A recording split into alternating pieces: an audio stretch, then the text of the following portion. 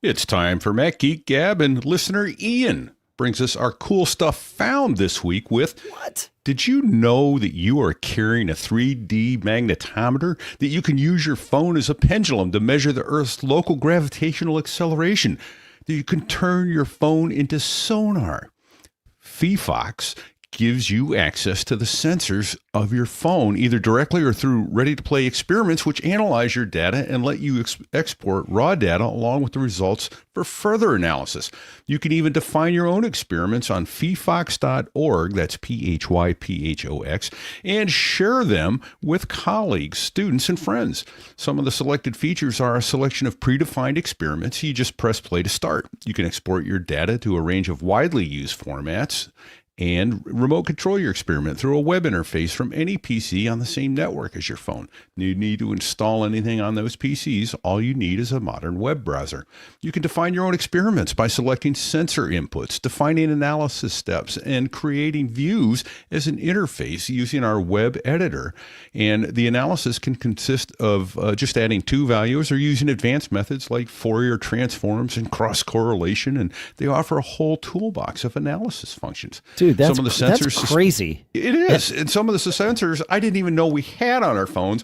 You've got an accelerometer, a magnetometer, a gyroscope, barometric pressure, microphone, proximity, GPS, and all these formats, or all this data can be exported in CSV, comma separated value, tab separated values, or Excel. And the app was developed by the Second Institute of Physics at RWTH. And I'm not going to try and say those cities, but it's at, basically it's at Aachen University in Germany. Wow. So yeah, more cool stuff found like this, plus your questions answered today on Mac Geek Gab 1119 for Monday, December 8th, 2025.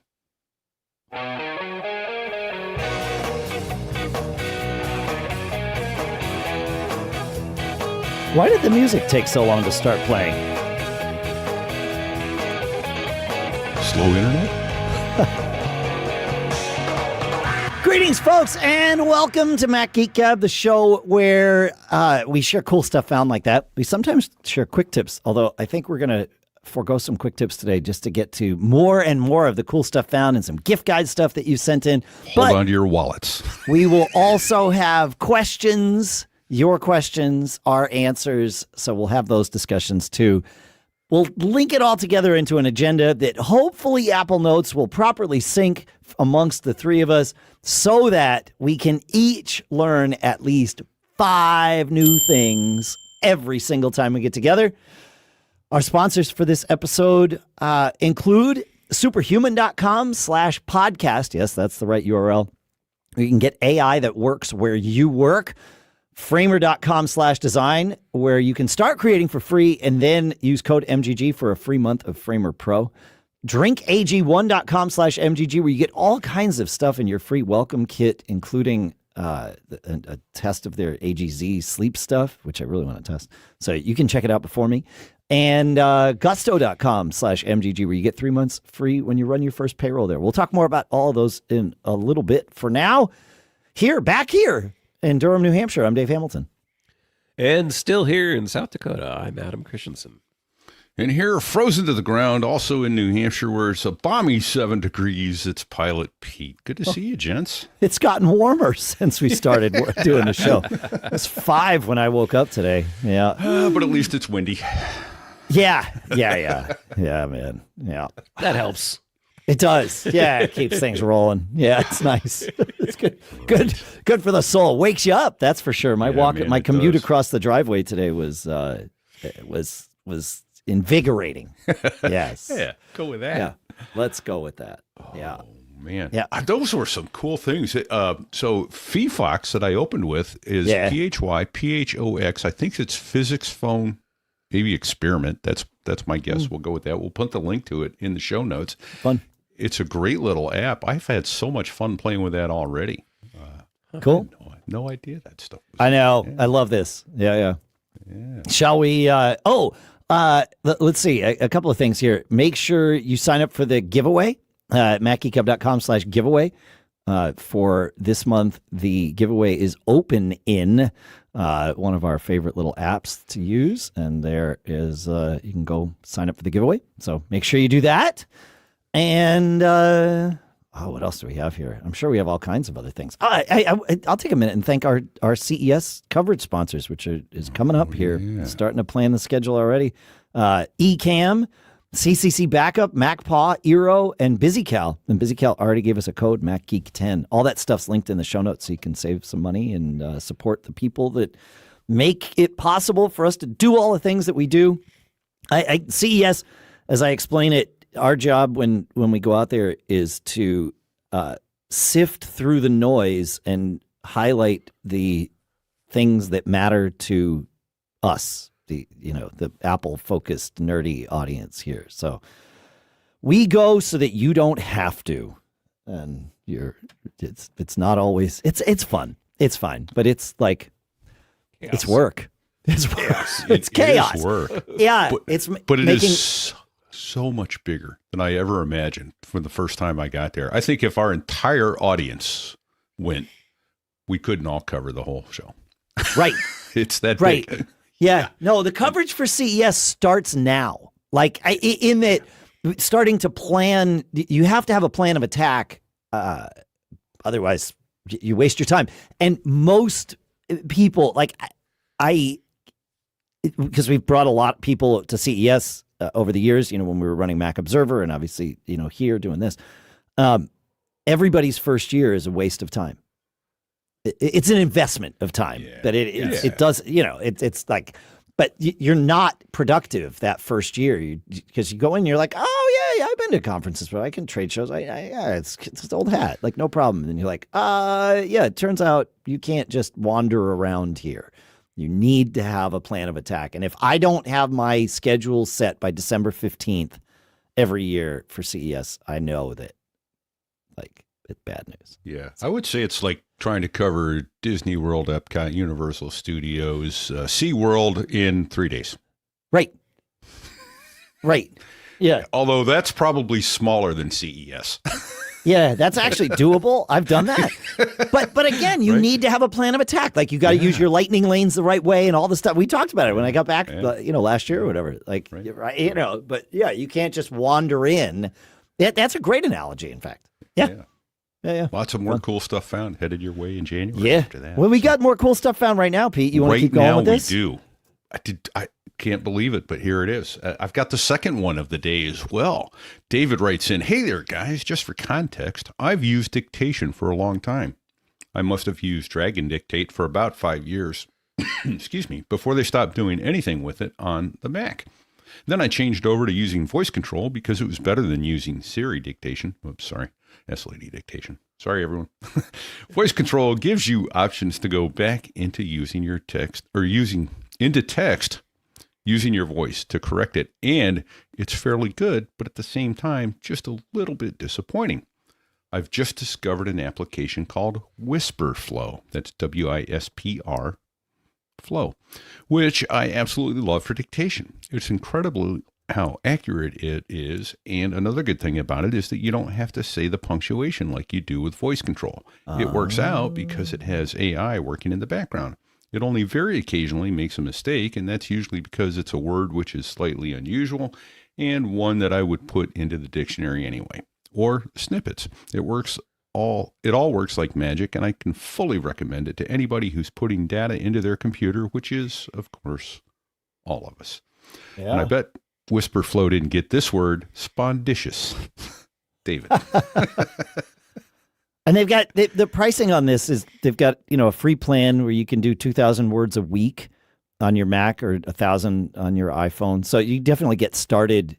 And actually, that's the free plan. There is the Flow Pro plan, which is $12 a month, and that gets you unlimited words, and you get that free for 14 days. So there's like all kinds of ways to try this out and really see if you're doing it. And if you're a student, you get 3 months free and 50% off the Pro plan. So I don't know if that's like a student of a university or a student of life.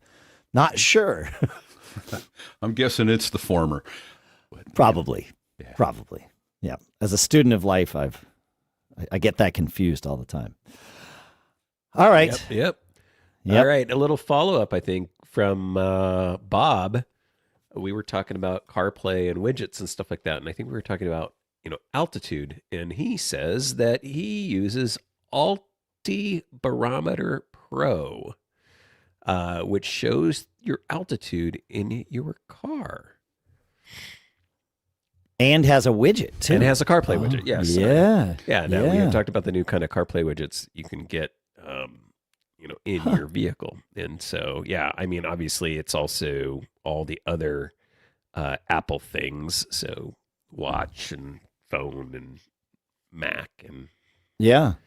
But the important thing here is you can get your widget on your CarPlay. Love that. For what it's worth, I like to keep the altitude in my car at 0 at all times, but I know what you mean. False. We just drove back and forth to Quebec City, and we were at almost 2,000 feet at one point. Well, crossing from Maine up over into Quebec. Yeah. Let me be clear on this. As a pilot's term, AGL, above ground level. I like to keep my car at 0 AGL at all times. There you go. Well, unless you go into Death Valley. Still the AGL. Still 0 AGL. Yeah. MSL means sea level, different. Oh, yes. Okay. I get what you're saying. And I have flown below sea level in Death Valley. Really? Yeah. Have a negative number on the and over the Salton Sea, which is also below sea level. You have a negative number out in your altimeter while you're flying. That sounds like that should just look so wrong when it's happening. Yeah. Yeah. Yeah. So, yeah. Oh man. All right. I've got a cool stuff found that I found. As many of you know, I've talked about it before. I have an IPTV subscription, which I have loved using in different formats. But one of the things I wanted to do is be able to record a show and watch it at a later time. And I was just having the most difficult time getting channels DVR to do that for me. And there's a thing out there called XTV, which you can install. And it kind of works as an intermediary, but it was clunky and it wasn't reliable. So I started looking around and I found MB. That's EMBY at MB Media, at MB.media.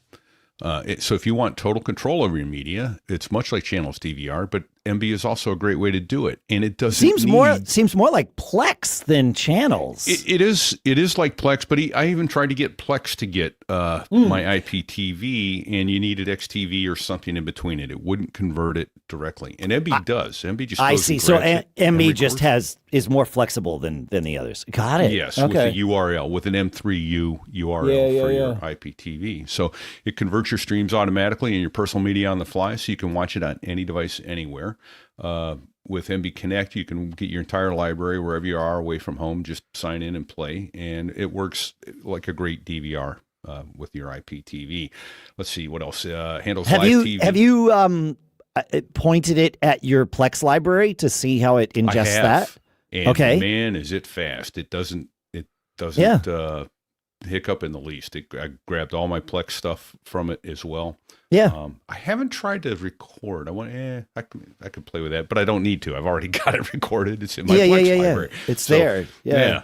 So, but you can sync your media. You can download it for offline viewing. So if you're going to be in the air and don't want to stream it over Wi-Fi, you could do that. You can cast a Chromecast or stream to any DLNA, that's Digital Living Network Alliance device. And it gives you all kinds of flexibility and control in a powerful way. $4.99 a month. Okay. Yeah. $54 a year, or $119 for life, which is cheaper now than Plex. Didn't used to be. Plex was cheaper than that, but as of now, $119 for life subscription. I bought $4.99 just to try it out, and in about 3 days, it's going to expire, and I'm going to drop $119 on it. I'm that happy with it. Well, I'm curious to see if this will replace Plex for you. I know it has for a lot of people. That it definitely shows up as the Plex replacement for people that want to do slightly nerdier things, which is exactly what you're describing, right? Yep. In that crowd, MB gets a lot of love. I see online. I've never installed it, but I don't know why. I mean, that's probably not true. I'm sure I have installed it, but I don't have it running. I've never really made use of it.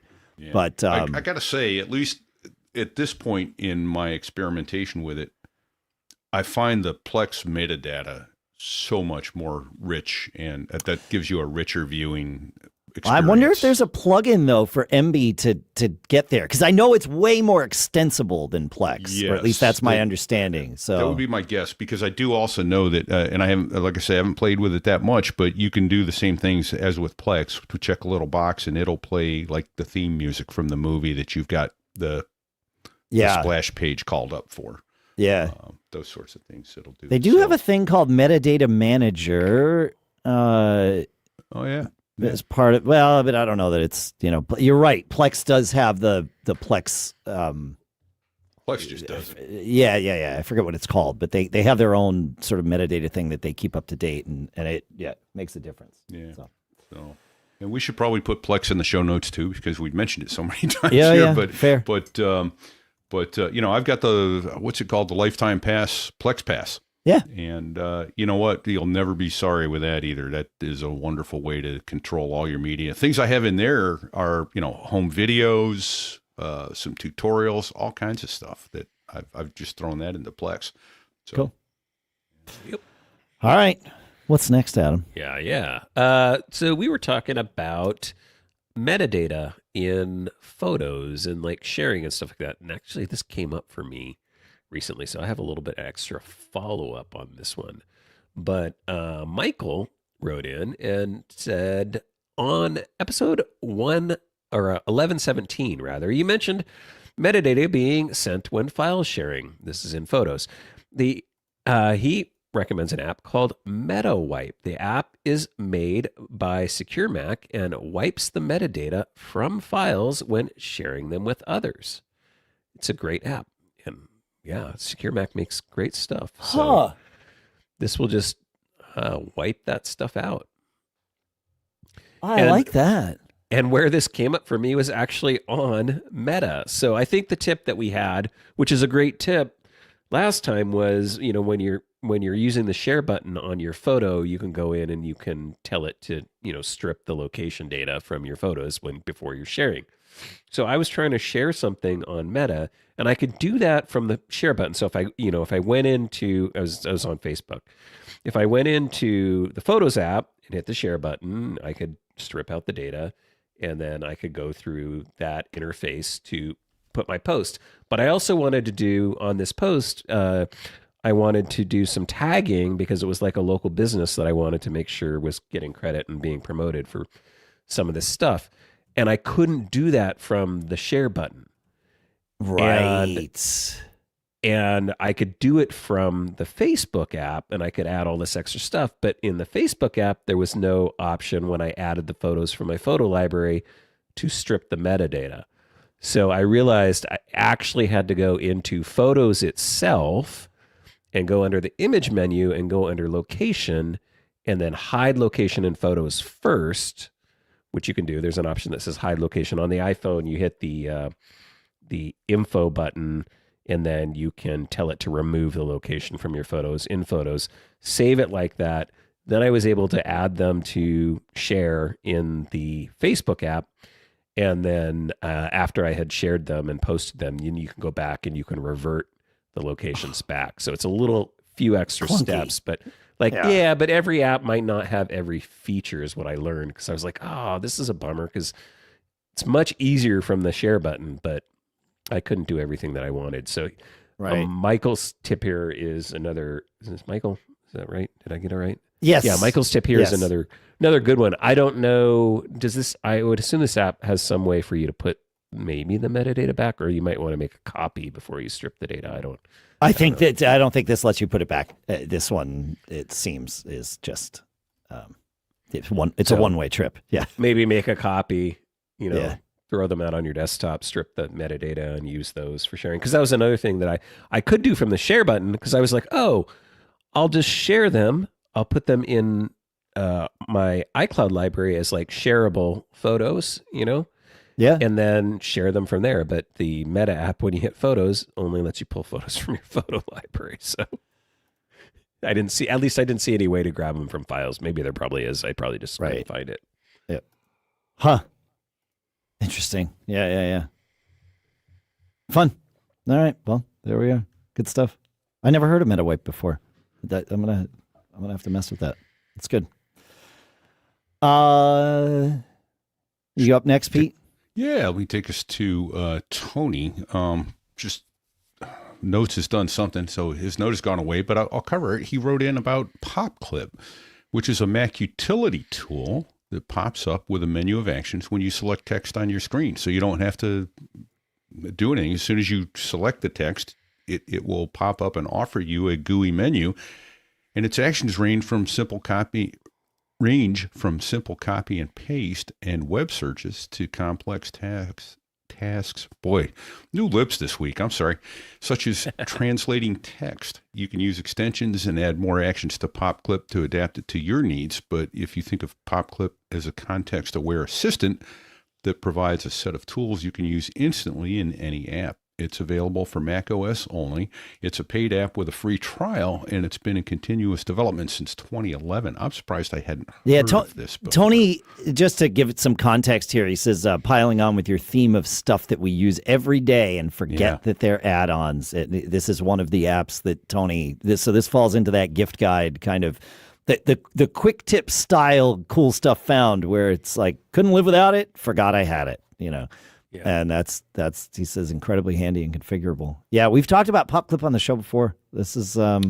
I don't know how it went by me, but I mean, it's been years. Great. Yeah. He said $12 for a one-time purchase or $26 for a lifetime. So yeah, I'm not sure. And the one-time purchase gets you 2 years of updates and obviously lifetime of the app. Yep, nice, fun, cool. Great. Yeah, thanks, Tony. That's great. While we're in gift guide land, I have one to share that I, easily forgot about, and that is the travel backpack from Nomatic that I've been using all year. We saw them at CES last year, and kind of went out of our way to go and find them. Yes, we did. That was quite a hike. Yeah, it was towards the end of our travels there, and it was like, man, do we really want to go all the way there? And I'm like, yeah, Pete, come with me. Like, I think this is going to be worthwhile. And it's a fascinating backpack. The one that I have from them is called the Nomatic. It's Nomatic, like a Nomad automatic or something like that. But their travel pack, it has some really interesting features. I know I talked about it when we got it, but one of the things that I love is how open the middle compartment can be. So it's got several different compartments to hold your different stuff like you're used to.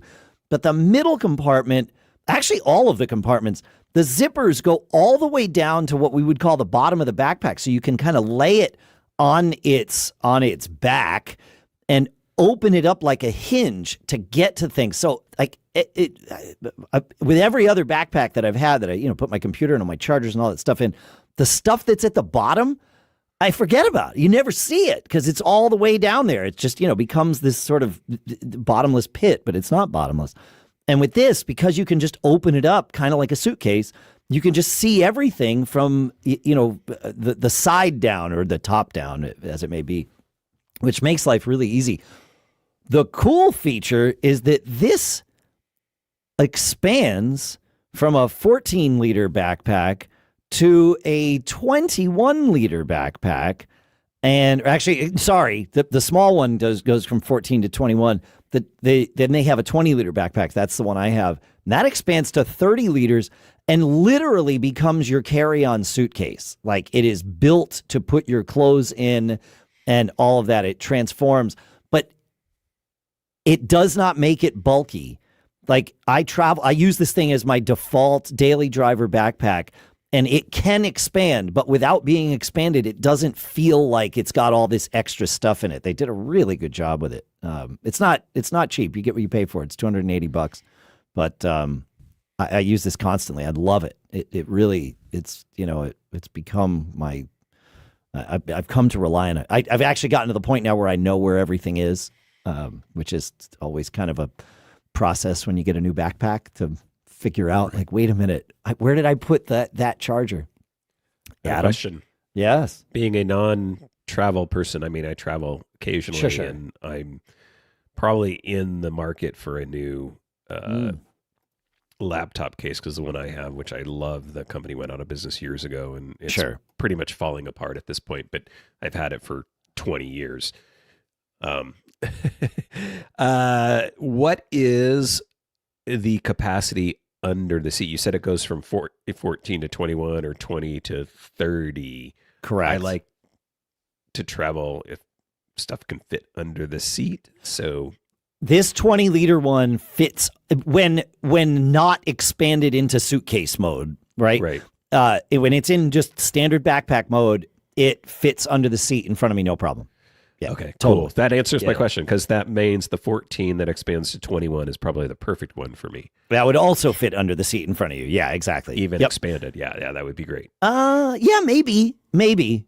Well, if it's 20, you said the 20-liter, not expanded, fits under. Fair. So I would assume 20.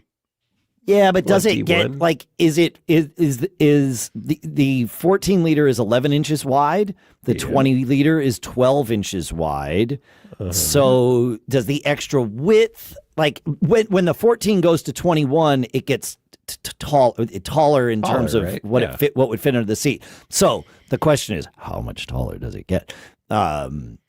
Because that would be the thing that would keep it from fitting under the seat. I'm going to have to do some research, maybe. Yeah, these little research. Yeah. I'm looking to see, but there's some specs, but it's not entirely clear. So, Yeah, because the little trips I go on are often just like, weekend long trips. So yeah. if I can get everything in something that fits under my seat, my life becomes really nice. Yep. Yeah, So it's I'm worth not looking into that. for overhead space with everybody else, and Fair. Yeah. Fair. Yeah, it's a cool little backpack, and the material, the outer material, all the zippers are like waterproof zippers, and the outer material is, I don't know what you would call it, but it feels like it's like that combination of plastic and cloth, and yet like repels water and does all the things. It's pretty good. Yeah, I'm into it. nice. But I will say that CES is right around the corner, and that's when lots of companies are known to drop all kinds of new backpacks and things. So True. this exists now. If you need it now, it's a great backpack. Clearly, I love it. But if I could, I would wait about 6 weeks to make, maybe 5 weeks to make the decision if I was going to purchase something. But if I needed something now, this is what I would go for. Yeah, I don't need it now. Yeah. There you go. All right. Got We're one more? cruising. Yeah, go. I have Alberto, who I think, he's developer. He says, "Hi guys, I hope you're doing well." You are, thank you. A few months ago, I launched my first Mac app. Congratulations. Picmal? I'm calling it PICMAL. And it converts and compresses images, videos, and audio files locally on your Mac. He says, "I'm close to my first 100 customers, and the feedback has been great. Since you often talk about useful Mac apps on your podcast, I thought this might be something you'd enjoy trying. I'd love to hear your thoughts. And if you like it, feel free to mention it on the show." Well, we will. And bonus, can I do this? Is this only for us? Okay, That's only for us. Yes. Okay. I also put together a small press kit. So he shared his press kit with us. But he says, "Thanks for taking a look. I'd love to hear what you think." I took a look at this, Adam, and it's pretty cool. It's got some interesting features, including the option to strip metadata when you do a conversion of the media. So, kind of what we were talking about earlier with MetaWipe. It's got that feature in it. You can set default output formats. You can even, there's some, I don't want to call it scripting, but some flows that you can set up. So if you throw this type of thing at it, convert it this way. If you throw a JPEG at it, do this. If you throw something else at it, do that. So it's pretty interesting. I'm into it. It's $16. Yep. By the way, so very affordable. Yep. One time too. It's not a subscription. There you go. Yeah, one time. So Picmal. I know. Yeah, it's pretty cool. I highly recommend you guys check it out too. All right, we have questions to get to. We have probably some don't get caughts to get to. The next thing we have to get to is I want to talk about our first couple of sponsors. And you know how most design tools make you pay just to get started? Not our sponsor, Framer. With their new design pages, you get a full-featured design platform, vector tools, 3D transforms, gradients, wireframing, all completely free. And this isn't some limited sandbox. Framer gives you unlimited projects, unlimited pages, and unlimited collaborators. It's where you can design social assets, icons, campaign visuals, then publish a full production-ready site from the same canvas. No jumping between Figma, HTML, or a CMS. Just design, iterate, and go live fast. Framer already built the fastest way to publish beautiful production-ready websites, and it's now redefining how we design for the web in general. So you get the whole kind of shooting match together all in one. You've heard us say it before on the show here, don't get caught, right? Well, don't get caught wasting time stitching together 5 different tools. Framer is your one-stop AI-powered design powerhouse. Ready to design, iterate, and publish all in one tool? Start creating for free at framer.com/design and then use code MGG for a free month of Framer Pro. So that's framer.com/design and use promo code MGG. Framer.com/design, promo code MGG. Rules and restrictions may apply. Go check it out. I really think you're going to love it. Make sure you use that promo code because that's how they know where you came from. And our thanks to Framer for sponsoring this episode. And, you know, this time of year, after Q4 kind of calms down a little bit, January starts, I like to look for ways to streamline how I run my businesses, right? And Gusto, our sponsor, is at the top of my list to take a look at here. If you've ever lost a full afternoon to figuring out tax forms or onboarding docs, you'll get it. That pain is real. But Gusto, it's online payroll and benefits software built for small businesses like us, right? It's all in one, remote friendly, and incredibly easy to use. So you can pay, hire, onboard, and support your team no matter where you are. You get automatic payroll tax filing, unlimited payroll runs, simple direct deposit, and even access to certified HR experts when you need them. And switching? Easy. You move your data over and you don't pay a thing until you run your first payroll. Gusto makes you look like you've got it all together, even if maybe you're still figuring things out. So try Gusto today at gusto.com/MGG and get 3 months free when you run your first payroll. That's 3 months of free payroll at gusto.com/MGG. One more time, gusto.com/MGG. Go check it out. I think you're going to love it. And our thanks to Gusto for sponsoring this episode. Hey, Dave. All right. Hey, Adam, what's up? Tony has a question. Okay. Did you have something before that? Nope. All right. Ready to Well, he has a rock, question for you specifically. He says, Ooh, Hi, right. Dave. Now that you own a Withings sleep mat, as I do, and you've had a chance to use it, I'm curious to get your take on the differences between Withings Sleep Score and Apple's. Thanks. Yeah, this is interesting. And I'm going to add a third one to this list. I'm going to add Sleep Plus's score because I that's another app that I've used and really was the first app that I used that had a sleep score. So they are all different. That's the but it's because their criteria is different, right? They're all looking at different things. So I had a bad night of sleep a week ago Tuesday. And like objectively, like I did not sleep well. I got 4, maybe just shy of 5 hours of sleep. And it was just, I'd had a rehearsal, probably had some alcohol. I definitely had some alcohol at rehearsal. I had like a beer or 2, maybe 3, probably 2. And, but that messes with your heart rate, right? At night, all of those things. And so Sleep Plus. So I slept 5 hours. My heart rate variability. Let me give you the scores and then we'll talk about it. So Sleep Plus gave me a 16. All of these scores are out of 100. Okay. So Sleep Plus gave me a 16. And said I had 5 hours of sleep. So I'll share that one metric and then we'll compare the other ones. Apple's sleep score, it gave me 5 hours and 2 minutes of sleep, so basically the same amount of sleep.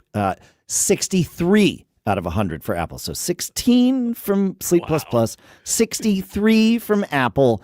And Withings gave me, let's see, they said I slept for 4 hours and 59 minutes. Okay, so we're all in the same range, same amount of sleep. 43 for the sleep score. So we have 16, 63, and 43. It's a pretty wide range. But it's because they use different metrics. So Apple's metric uses sleep duration, or Apple's calculation uses the following metrics: sleep duration, bedtime, and how many interruptions you had. Those are the primary ones that Apple is using. Fine. And they give you scores. I got a 28 out of 50 on duration and a 19 out of 30 because I went to bed an hour later than average. I don't even know that I have an average bedtime, but sure. And then I got a 16 out of 20 on interruptions. I had 12 minutes of wake-ups over six wake-ups for 12 minutes. Okay, fine. Sleep Plus Plus looks at your sleep duration and none of the other same metrics as Apple. It looks at your heart rate variability while you're sleeping and your resting heart rate. Both of those were bad for me. Let's just, my resting heart rate was, higher than normal, and my heart rate variability was lower than normal. And that makes perfect sense. I'm sure I had food after rehearsal, so my body processing food and alcohol while I'm trying to sleep keeps my heart rate up and steady, and that, they say that's bad. Withings looks at duration, heart rate variability, and the depth of sleep, which the other ones don't use for their metrics. They can show you the data, but it's not part of the thing. So how much time did you spend in deep sleep versus, REM sleep versus core sleep? Like all of that is part of their calculation. What I have learned that I need to do is to compare subjectively, when I wake up in the morning, how do I feel? And then look at the apps and the different sleep scores and decide for myself which one is actually accurate. And for me, the Sleep Plus Plus score is the winner, because I can have a night where I don't get a ton of sleep, but my heart rate variability, my resting heart rate is good. And Sleep Plus Plus will give me, maybe a 70 or something. And Apple will give me a 14 or whatever, something like that. But I feel okay. And so I've learned for me that looking at my heart rate during sleep, and probably also during the day, but certainly during sleep, makes a difference in how well rested I feel in the morning. So hopefully that answers a question, but yeah. I have a question kind of related to this then. Yeah. I would think, individual sleep score, great. And I 100% agree. I was thinking exactly the same thing. I was going to ask you that question, Dave, is like, which one was the score that was how you felt, basically, right? Yeah. So I think that's I felt the right terrible answer here. that morning, right, by the right. way. Yeah. But I think, wouldn't it be more important that you just use whichever app is, and that's the one? Because overall, I would think what you want to look at is the trends. And yes, obviously Apple's score is going to be, they're all going to be I would hope they're all relative to each other. So you said 64 on Apple, that's bad, and so if you're getting 64s, that's bad. If you're getting 80s and 90s, that's a lot better, right? And I would think relatively the same. Yeah, that's the part that Apple prioritizes different things. I've had terrible scores on Apple and great scores on Sleep Plus Plus because Apple's priorities are Apple's score is calculated from different metrics. They all care about duration, but then Apple cares about when did I go to bed and how many wake ups did I have. Those are its metrics. It does not care about how deeply I slept or my heart rate. And clearly Withings is, more about Withings score is more about deep sleep or the ratios of sleep, and Sleep Plus Plus is all about heart rate variability. And it's fascinating because I've been using Sleep Plus Plus for years, and their score has always kind of matched me. And now it was the first place that I ever learned about heart rate variability. Now you can't like go online anywhere without people telling you how important heart rate variability is for, your overall well-being and all that stuff. So I think it's David, somebody or other that makes Sleep Plus Plus and all the other apps like that. He was onto something. He was ahead of the trend. But yeah, so I've had it like all over the map, and it's like, no, here's how I feel. Here's how I feel, not just when I wake up, but 10 hours later, do I still have what it takes to make it through the day? And it's like, no. Just wait till you're 60. You definitely won't.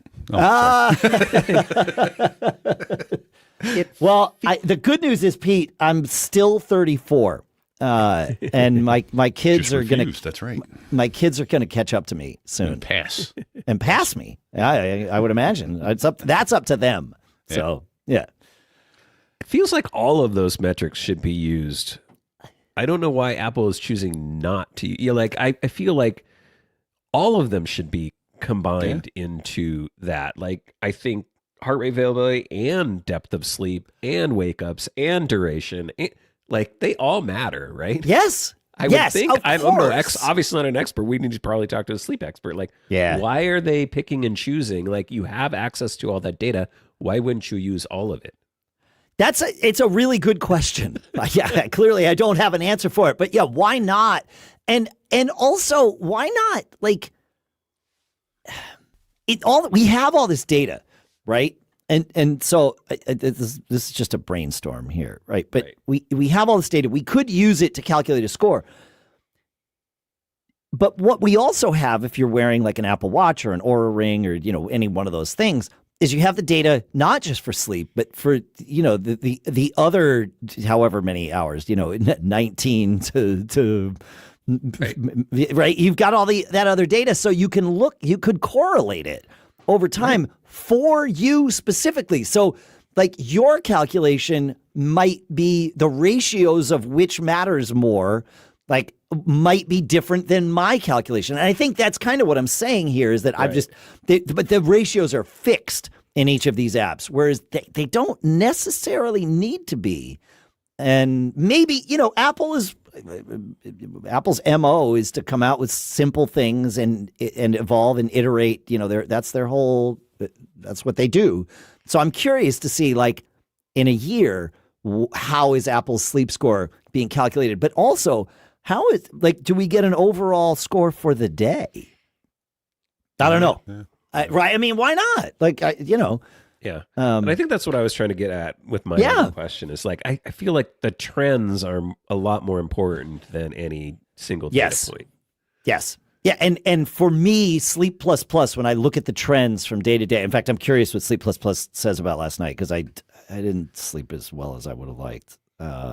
So I prepped this before. So I got a 25 in Sleep Plus Plus last night. I didn't have any alcohol yesterday. My resting heart rate was great. My duration of sleep, I got 4.5 hours of sleep, so that's not so great.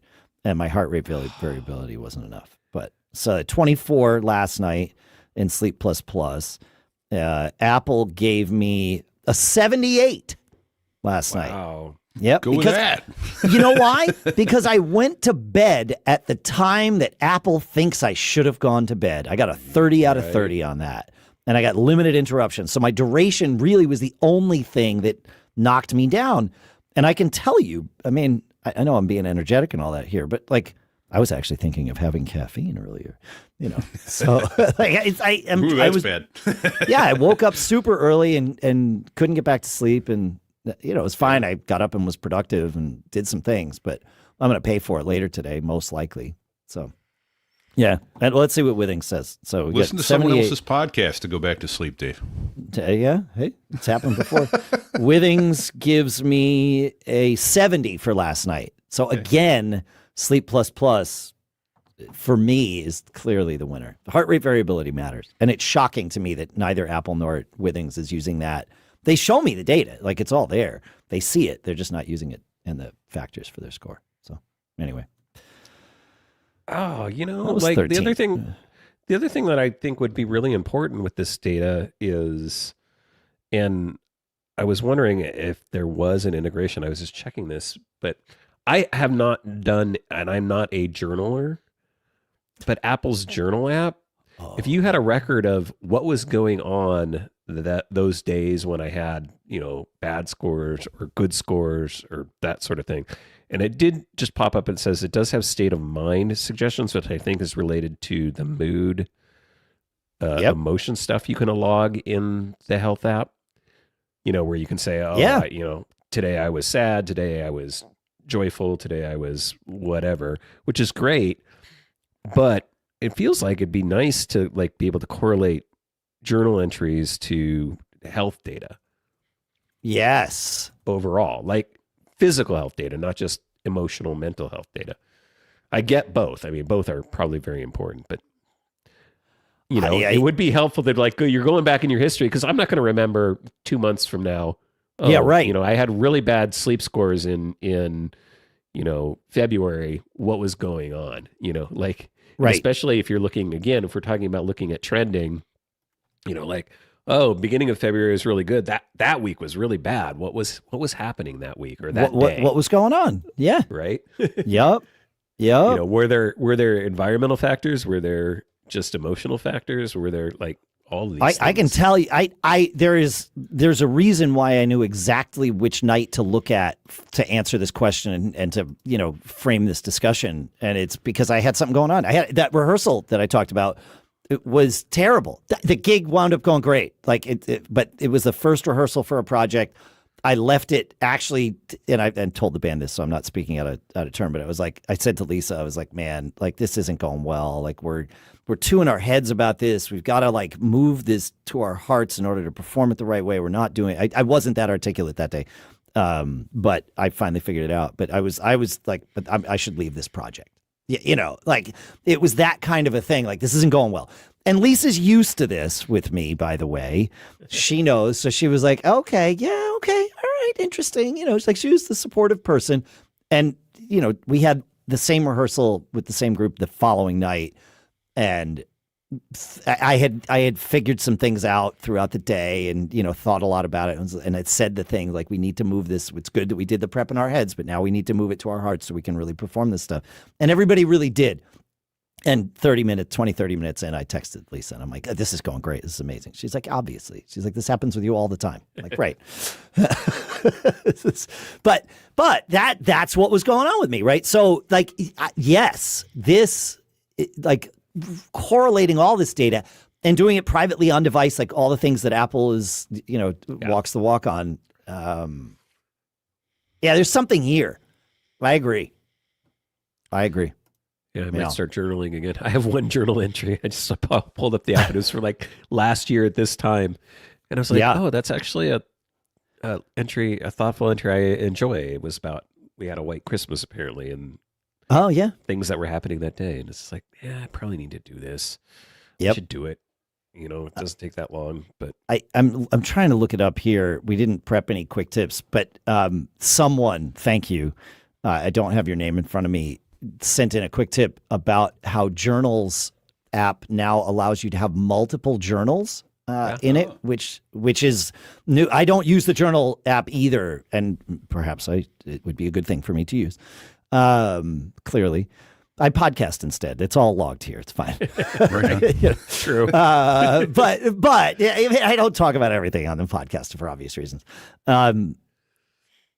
That now they have added multiple journals, which this person was a day one user and said, okay, this was a shortcoming in their opinion with journals, and now it's been fixed. So, it's great. All right, where are we here? We slowed down. It's good though. Time for questions. I want to do more questions. I also want to talk about our two more of our sponsors. And you know how much I value AI here and how much I use it. From day one, I've been diving into the tools that help me work smarter. But most of them, they end up being more work, right? You try something, it just doesn't work out. Well, Our sponsor, Superhuman, changes that. This isn't just another shiny app. It's a full-blown AI productivity suite. Think Grammarly, Coda, Superhuman Mail, and Go all in one. It's like having your own personal squad of AI agents working with you wherever you work. I've used Superhuman to draft some documents. You can answer emails faster, brainstorm ideas, all without hopping between tools or having to repeat myself. It gets me. It knows what I'm doing, offers the right suggestions, and makes me sound like me, just a little sharper, right? Finally, AI that works with me, not against me. And that's the kind of thing that ensures I don't get caught. And you can ensure that you don't get caught too. Get AI that works where you work. Unlock your superhuman potential. Learn more at superhuman.com/podcast. I know that's the URL. Superhuman.com/podcast. Go check it out. I think you're going to love this. And our thanks to Superhuman for sponsoring this episode. And you know what I missed the most on my recent trip to Quebec City? Well, what I missed the most was our cat Puck, because obviously I like having Puck there. He sleeps next to me every night. It's wonderful. But when I wake up, I missed my AG1. I use it every morning at home, and it's become one of those rituals that sets the tone for my day, and I forgot to pack it.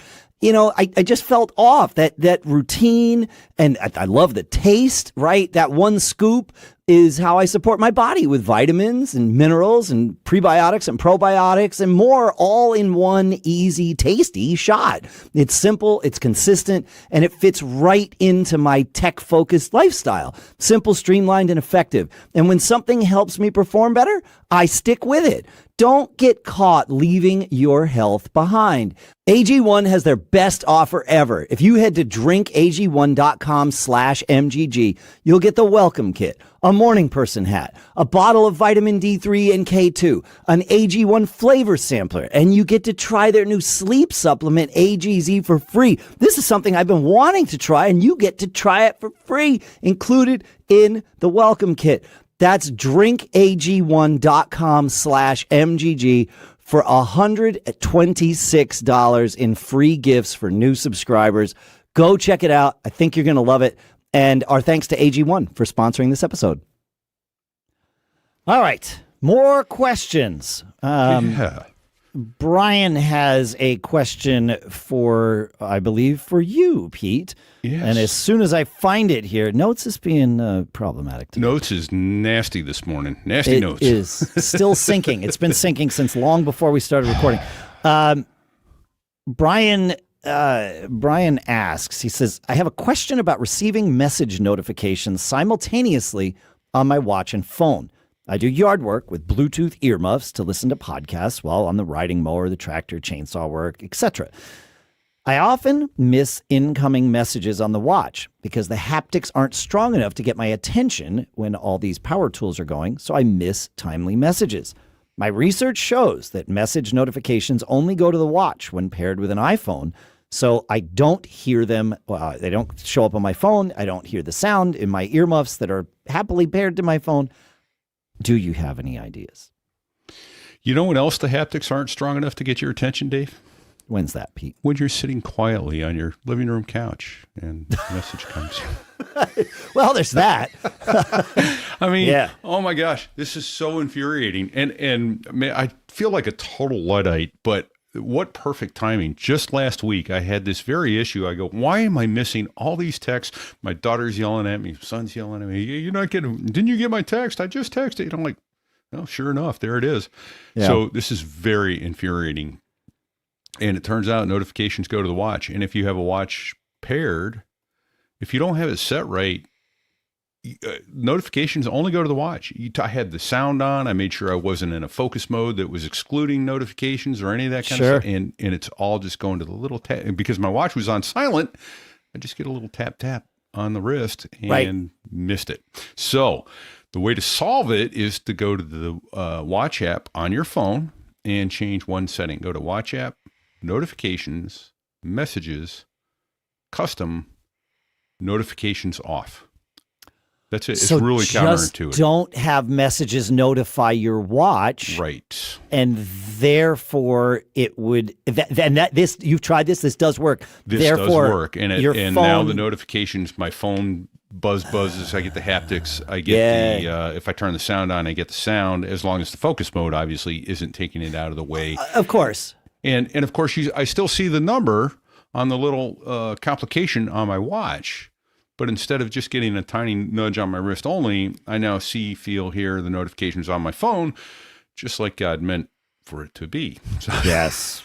Yes. you know, and with some Bluetooth headsets, the other thing you can set up, Apple's H1 or H2 chips, is on the AirPods Pro, AirPods 3, 4, Max, all those, and the Beats models. You can have Siri announce those messages right into your headphones. So depending on whatever headphones he's using on the mower, it'll come in as well. And that's in settings, notifications, announce notifications when connected to headphones and toggled on. And speaking of which, I'm getting tapped in the backside right now. That might be me. Yeah, well, it's a thing about notes. But that's So- really interesting. Okay. That's fascinating. Yeah. Yeah. So, Okay. Go ahead, Adam. Okay. Yeah. So that's how that worked. But boy, was that frustrating. So I don't think there's kind of a quick tip in there to realize that if you have notifications going to your phone, going to your watch, you've essentially silenced them on your phone. Huh? Yes. Who thought that was a good idea? Apple, are you listening? Come on, guys. Give us the option at least. To go, I want them to go to both. I want them to go to one. I want them to go to the other. I have a thing, Yeah. Pete, because I was trying to follow your tip to make sure that I had it set correctly. So if I have this right, I open the watch app, go to notifications, I go to messages, right? Mm-hmm. My setting is mirror my phone.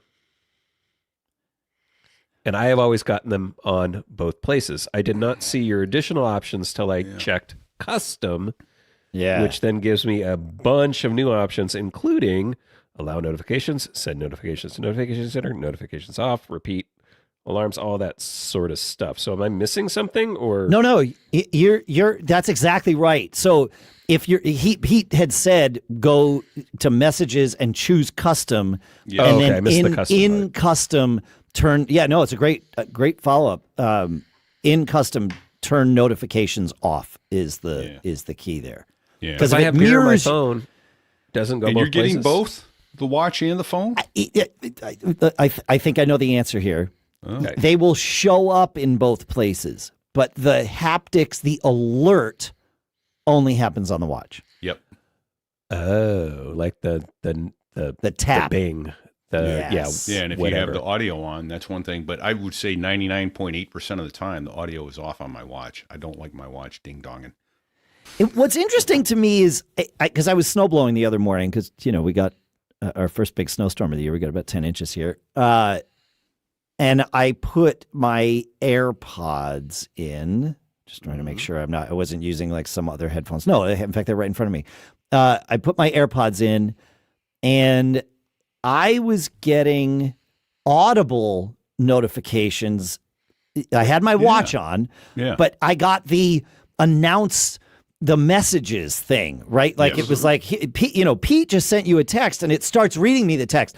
And I use the, while I'm snowblowing, it's like, I don't want to know about this. Yeah, and just so shake I your head no. shake my head no, and it yeah. stops it, right? And leaves it unread. So, but Brian is using different headphones. He's not using AirPods. And I think that is where prevents the announcement. If you it don't doesn't. have The H1 or H2 announcements chip. aren't there. Yeah. That's what it is. Okay. And this time of year, you may want to consider turning it off in CarPlay in case someone else is in the car with you and Santa is sending a message about the gift that he's giving. So, just that's true. Be intentional about when and where your messages are announced. Just saying. Yeah, I don't have them announced in the car. I can happily tap my screen to either hear them or not hear them. So yeah. All right. Shall we go to Raptor? Do you have the summarized thing? In with a question. He said, I have a 2-bay USB external drive with 2 SSDs named Backup 1 and Backup 2. I want to monitor backups at night, but I also need to do them before system upgrades. My question is, when doing a backup, does anything I'm currently doing on my Mac affect the backup? For example, if I have web browsing or email open, does that affect the backup? In my experience, SuperDuper Backup does the job, but am I missing something? And I think he's the first to wish us happy Thanksgiving to all this next year, Raptor. That's right. Yeah. Hey, every day's Thanksgiving here at Mac Geek Gab. I'm thankful for this. Yeah. Yeah. You want to take this one, Adam, or you want me to start with this one? I mean, the answer is I use all kinds of backups that I have running in the background all the time. And no, I have never noticed any issues because I use Carbon Copy Cloner, which runs in the background. I use Time Machine, which is constantly running in the background, and I use ChronoSync, which is always running in the background. So I have 3 running in the background all the time, and on a modern Mac system, and with SSDs as my external backup drives and stuff like that. And even before that, when I was using spinning drives, I never really noticed a significant impact on my daily stuff. Now, if I'm doing a podcast or stuff like that, I have things to turn some of that stuff off just because I don't want, especially like network, because I am also doing Backblaze backups in the background, that are going to the cloud. Yeah. There's cloud syncing and there's all. So your Mac manages this stuff, I think, pretty well these days. Apple's aware that these things are going to be going on. They have APIs and things that developers can tap into to let the system manage that. So if it needs resources, it can adjust things for you. So overall, I would say I don't worry about it too much. It's a kind of a Ron Popeil style set it and forget it kind of thing. Like just let it do its thing. And then deal with the problem if you notice a problem. But I've never really noticed anything. Yeah. On my daily driver is still the M1 Mini in my office. It's got a 2 terabyte drive in it and 16 gigs of RAM. It was the maxed out M1 Mini when that came out. And I generally am backing up to either SSDs or network storage. And I definitely notice when a backup is running, especially during like the scan process there, that it, like I notice occasional sluggishness when it's doing that deep scan, and with like ARQ or it's less with CCC backup, it's more with ARQ that I notice it. But you can set how aggressive it does that so that it doesn't affect you in the process. So yes, but to answer Raptor's, I think the question that I get out of Raptor's email is, well, sort of both, but the other question is, does it harm the backups to be doing things while I'm doing stuff on my Mac? And I think both questions are valid, and the answer to that is no. I've never had an issue with, if I'm doing things. Now, if it backs up a file initially, and then I make a change to that file, and then, 10 minutes later it says, okay, great, I finished your backup. Well, it has the version it has. So that would be the only hiccup, I think. But that's not really a hiccup. That's just how that works. But yeah, I've never had an issue. Yeah, it just reads the file, backs it up, and if you've got it open, fine. Yeah. I think that's where we're at. That's it. Yeah. That's it. Yeah. Should we jump to? Should we do the review? Do you have that review to share, Adam? We got a review. Absolutely have that review to share. You can leave your own review. You posted it for me earlier. I did. I can post it for you again. This notes is failing. No, I got it right here. So this is from WPooka. 5 stars. Great show. Love the tips and the new things every week. Dave, Adam, and Pete make a fun trio. Well, thank you. Just the right amount of banter to go with the news and tips. Awesome. Great Thank review. you for that. We appreciate those. Thank you so much. Yeah, for sure. MacGeekGab.com/review is the place we have set up to make it as easy as we can for you to leave reviews for us. And it really does make a difference. It's interesting. I was talking with one of our ad agency partners that buys ads on all kinds of podcasts. And even though Apple Podcasts says your reviews, and I believe them, that your reviews don't impact their rankings, when someone is going and looking, when this particular person, and he's extremely like detailed, he has a formula, but everybody that buys podcast ads, if you're going to do it at scale, you need to have a formula. And he has a formula where he can look at the number of reviews your show has and tell you how many listeners that is, and how, how many valuable listeners you have, right? And people are always looking candidly for shows like this. And at Backbeat, we also look for shows like this. And when I say like this, I mean with an audience like you. Nobody has an audience like you, but they try to get close to it, folks. But seriously, it's it's the engaged audience, and they don't get to see all the emails that are coming into us. Like, we know that we have a wonderful community here at Mac Geek Gab that we are like, we talk about Thanksgiving because it just happened, but like, so thankful to be a part of this. I know we created it, but like, it's all of us. And, but they don't get to see all of that. They don't have time to look at our emails. They don't have time to look at, everybody's Discord and Facebook groups and all that stuff. They look in one place, and it's Apple Podcast reviews. So if for no other reason, they do show that we're all here and active together doing this.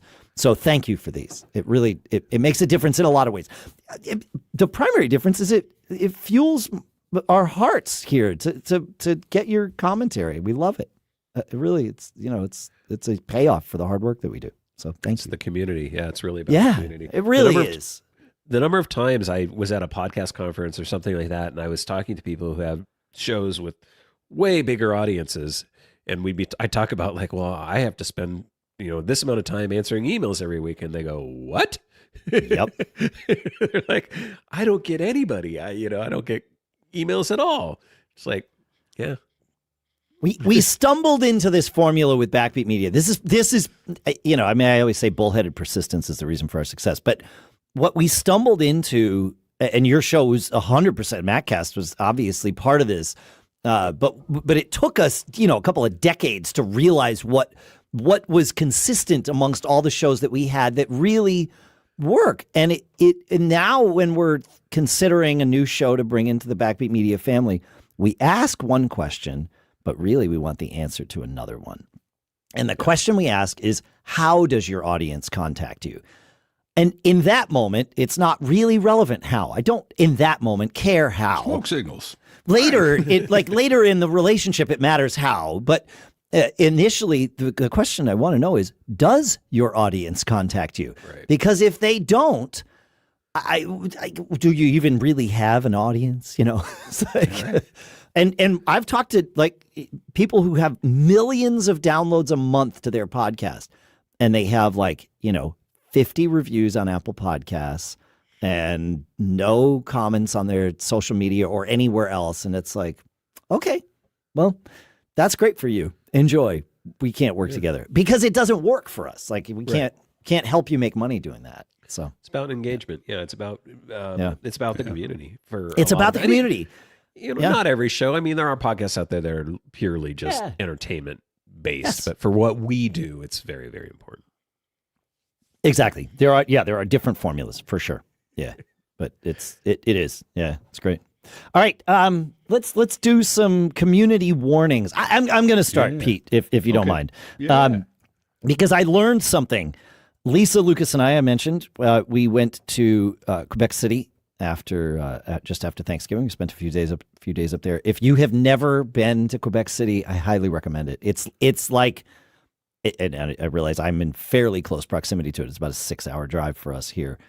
It is like going to Europe. It is the most unlike North America city that you can get to by car if you're in North America. And I realize people in California might be just faster to just fly to, Germany or something. But Really great. Depending on how fast you drive. It depends on how fast you drive. Yeah, the Autobahn is over there, but you can't get your car there as easily. The three of us are fairly observant people. I like to think that we're, relatively intelligent and really work on being aware of things. All three of us assumed, understood at our core, we were certain that the real ID was good for land borders. And you could use your... that is incorrect. Whoa. Yeah. Now, like I said to Lucas before he left, I'm like, make sure you bring your passport. He's like, well, I don't need it. I'm like, I know you don't need it, but let's just have our passports in the car. We all have passports. It doesn't hurt us to have passports. No reason nada. But when we get to the border to cross into Canada... if you want to hand him your real ID, great. And it turns out Lucas was driving at that point in the journey. And so we get to the border and, it was fine. And so we had both sets ready. And Lucas even said to the guy, like, we have our real IDs. We have our passports if you want those, but this is probably faster. And the guy looked at him and he's like, these aren't enhanced driver's licenses. Like, I can't, this means nothing to me. Please give me your passports. He was very nice about it. And of course we did, but in our minds we're thinking, he's lying, like he's just being lazy or whatever. And so as soon as we get through the border, of course, conversation ensues. I get online, I research and find out not even a little bit good for land borders. I don't know.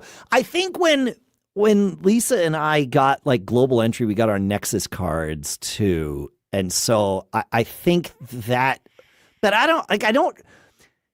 We're all individual. I think your passport card works for Mexico and Canada. Yes, and the United States, but not your. If you have the passport card, that would work. That's correct. Yeah. Yes, but yeah, your real ID is not good for international land borders. So, I have to presume that the three of us are not the only ones on the planet that misunderstood this, and thank goodness we brought our passports. Otherwise, it would have been more like a 12-hour journey because we would have had to go home and collect them. Yeah. Right. So just wanted to share that because we definitely had a moment there. It was like, whoo, thank goodness. Yeah, at least you had the forethought to, think as a backup. Yeah. Yeah. Anyway. So, yupper, there we are. You got to don't get caught for us, Pete. I do, and fortunately, I was in the exact same situation as SonoMacGuy, so I could test this and make sure that exactly what he was talking about came to truth, and it does. He says my Mac is still on 15.7.1, and I'm ready to jump. I'm not ready to jump to Tahoe due to wanting to preserve compatibility with an old scanner. When I go into software update, it offers, as expected, Tahoe at the top, and down near the bottom it says other updates, which indicates Sequoia 15.7.2. And if I click get info, it shows that it's going to install Tahoe. And he says I can change the checkboxes, but what about those who are unaware and then don't click on the get info? Is it bait and switch by Apple? On the other hand, one thing to give Apple credit for is when Tahoe is checked, the second screenshot, the button that he sent us, the button says upgrade now. But if Sequoia is checked, the button says update now. So at least they're finally presenting the wording distinction between upgrade and update correctly. But why trick people into installing Tahoe? And so let me just clarify that. I went there and I said, I checked system updates, and it came up and said, yes, you can upgrade to Tahoe or update to Sequoia. I clicked on update to Sequoia and it went in there and it was all ready to install Tahoe. I went down and checked update Sequoia. Yep. And then I backed out of it. So the good news is once you get that second checkbox in there and say, no, I don't want to go to Tahoe, I want to stay on Sequoia. And then I backed out of it and I went back to it later, and it was still it wasn't trying to still trick me into Tahoe, as it were. I see. So once you made the election, it kind of stuck with that path, at least for now. But I had to do it twice, so to speak. Yeah. When you tell it update, it immediately goes into upgrade. And you have to tell it again, no, just update. I'm in the same boat here because I still haven't upgraded the studio machine to Tahoe. I think I'm ready. Like I need a day where I can do that, and this month is not that day. Yeah. I find that occasionally it will revert back to wanting to lead me down the Tahoe path, but yes, you just need to be aware. So yeah, don't get caught. It's perfect. Don't get caught. accidentally upgrade if you definitely don't want to. You could be in and then you're stuck. Well, of course, you can always downgrade to a previous operating system, right, Dave? Yeah, you're not if supposed to. You have a month to do it that day. Yeah. And Sometimes you really know have what you're to. doing. How long did that take you? That was a mess. It took me like an afternoon. It really wasn't that big of a deal, but it wasn't. Yeah, but functional. you know what you're doing. Kinda. I mean, this is uncharted water, man. Yeah. Apple doesn't like to do that. No, it's not meant to. It was broken. They can. It was broken too, but it allowed me to test the one thing I needed to test to prove that it wasn't an OS upgrade or that it was the OS upgrade that caused this problem. Yeah. And then I put Apple support in the corner, and they finally admitted that they had a bug to fix, which that was it. So it was good. We have time for one more Don't Get Caught. Adam, can you take us to Gray's? Because it's kind of a fun one. I wish I could. Okay. It disappeared. I cannot find it anywhere. It's completely gone for me. If you have fun. it, beer. I have it. Let me just take Gray's email out of it, and it's right there in Discord for you, Adam. Thank you. I looked everywhere. I looked in email, I looked on Discord, and notes. I looked on notes. Nasty notes. Notes is just not syncing. Yeah. Yeah. Well, it was there. It was there earlier. I feel like I'm in the Matrix. It was literally there. I had tagged it even, and it's maybe it's time. Maybe this is Apple's way of telling me you have to upgrade to Tahoe. Maybe this is it. So anyway. Yeah, but we were talking about my airport traveling experience and getting beer in my iPort, and Gray says, "Hey, Adam, I've encountered one of those fill from the bottom beer dispensers and had which he had at a spring training game in Florida years ago. I initially thought it was a world-changing technology, but noticed that it leaked just as you did. You might have tried the hot air dryer in the men's room for drying out my port, which I probably should have given that a shot. Oh, yeah, that's a good idea. Oh, that's a good little quick tip. I like that. Yeah.